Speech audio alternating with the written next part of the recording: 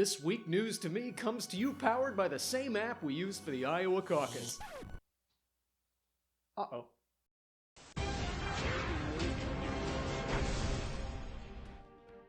This is news to me. I'm Dave Columbo. And I'm Laura High. The Senate impeachment trial is over, and the results are in. If you're full of shit, you must acquit. I always wondered in the 5th Harry Potter book how the hell all these people couldn't believe Voldemort is back and the ministry has been infiltrated, and now I'm like, oh, I get it. Mitt Romney was the lone Republican voting for impeachment, proving if you love something, let it go. Way better than his old mantra, if you love something, cage it on the top of your moving car.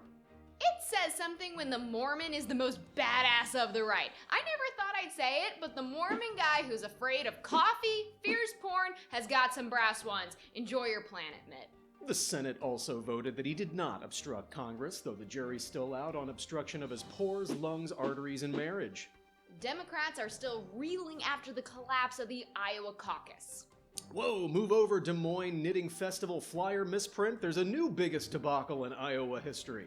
Iowa, you give us deep-fried Oreos and Krispy Kreme sandwiches. Those things were supposed to create blockages in our hearts, not our elections. Each candidate went out and read their victory speech anyway, because a stiff inability to adjust to unforeseen circumstances will totally come in handy as president.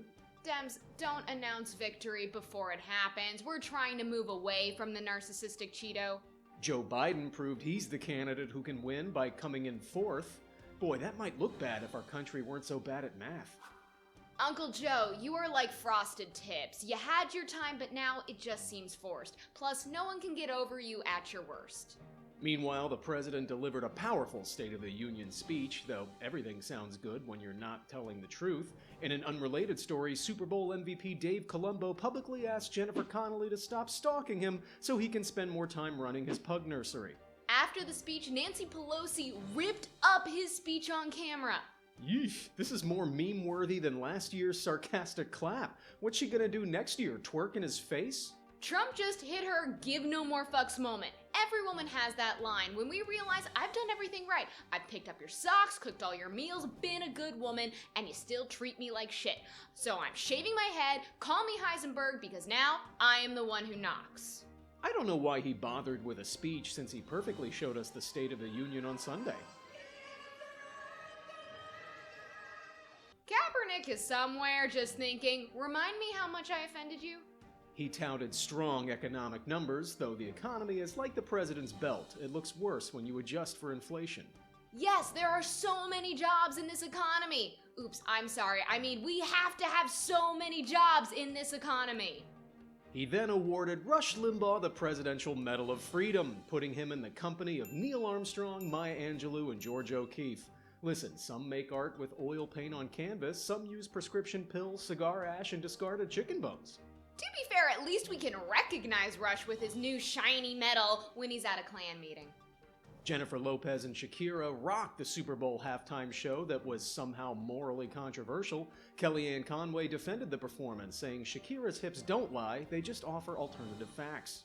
Look, Karen, if you were offended by how scantily clad Shakira and J-Lo were dressed, you can go back to putting raisins in your potato salad.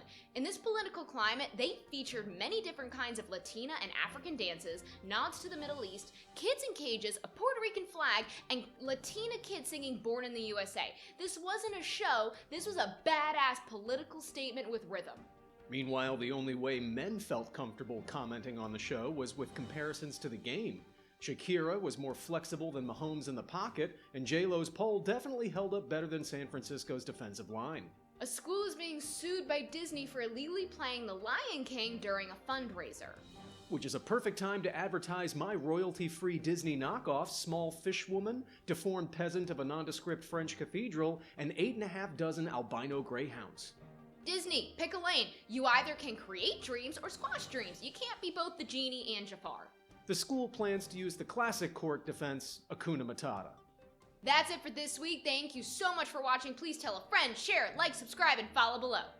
And be sure to check out all of our other shows from Blunder Theory. Till next week, news to me.